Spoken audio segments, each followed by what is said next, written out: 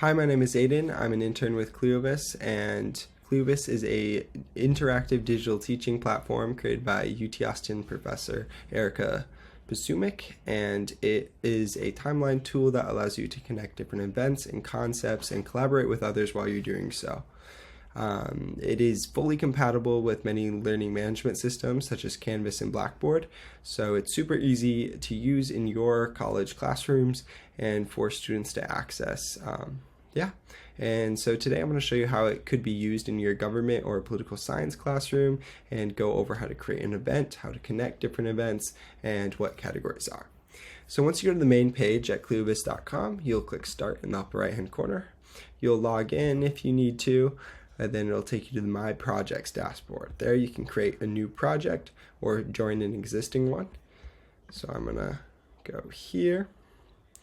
Once I'm into this project, you'll be able to see that you can create a new timeline in the bottom left-hand corner and create new folders to organize them if you so desire. So we're going to go into desegregation in the Supreme Court today. And this is just a very brief timeline that I created to demonstrate the disconnect between Supreme Court cases and their actual, the decision's impact on actual communities. So for example, you can look at the Brown v. Board of Education Topeka 2 case, and you can see I have an image and you can read a description, and you can even include references with hyperlinks. So if I were to create an event though, so let's say I want to create an event, I'm going to click N, or if you don't want to click N, you can go up here and do create event. As you can see, also click N there. And then you'll put in a title. So let's say I want to focus on how Austin ISD fully integrates schools. So Austin ISD did not fully integrate schools until 1980, which is a clear disconnect between the Brown v. Board of Topeka 2 decision. So I could include a description about that if I want, but today we're just going to change the date format to year only. So I just want to put in that's 1980, which is when it happened. I could do an image caption, video, audio clip, and I could put my references here if I wanted to. And we'll get to this later, but if I wanted to create a new category, I could do that here and categorize it. But we're going to do finish editing.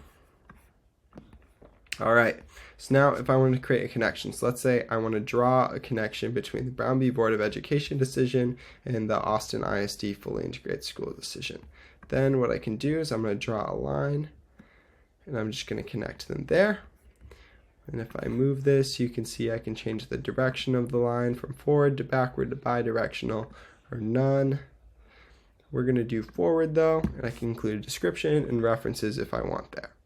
So as you can see, I just connected 2 events, and this has been massive for my own use of ClioVis and even just education at UT, because I do use ClioVis for taking notes, and I've used it in many classes for projects. But this idea of being able to connect events using an arrow is really great for really breaking down ideas and different concepts and drawing the connections between different events.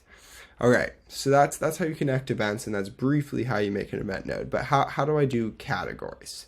So let's say I want to create a category and put Austin ISD fully integrate schools into a new category called, let's say, like school district integration, full integration.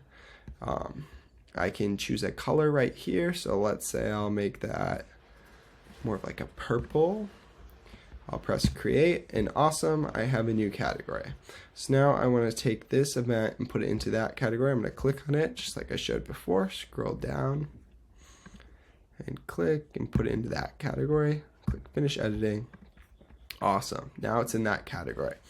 So once I've done that, as you can see, I can hide different categories and just reveal the connections there.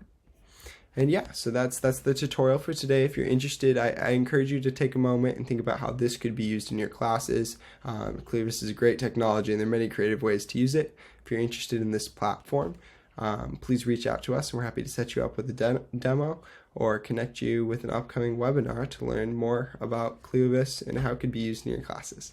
Thank you.